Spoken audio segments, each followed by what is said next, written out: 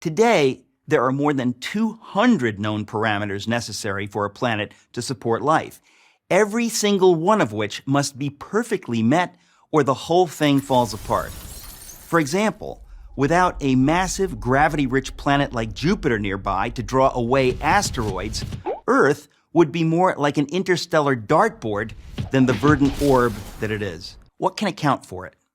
Can every one of those many parameters have been perfectly met by accident? At what point is it fair to admit that it is science itself that suggests that we cannot be the result of random forces?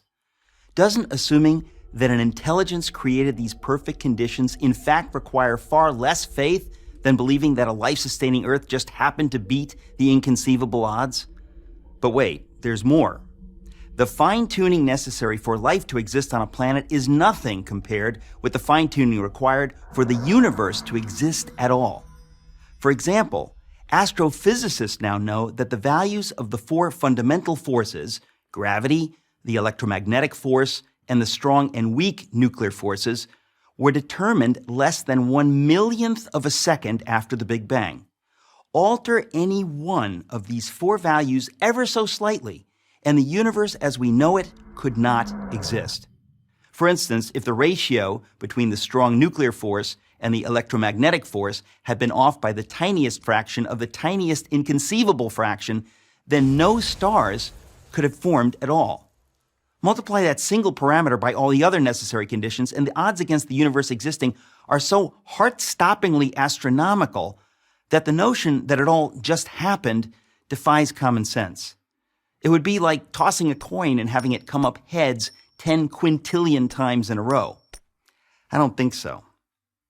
Fred Hoyle, the astronomer who coined the term Big Bang, said that his atheism was greatly shaken by these developments.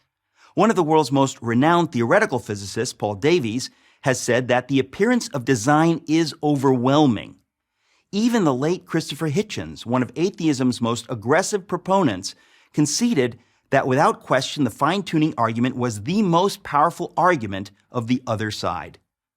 Oxford University professor of mathematics, Dr. John Lennox, has said, "The more we get to know about our universe, the more the hypothesis that there is a creator gains in credibility as the best explanation of why we are here."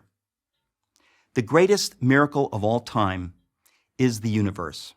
It is the miracle of all miracles, one that inescapably points to something or someone beyond itself.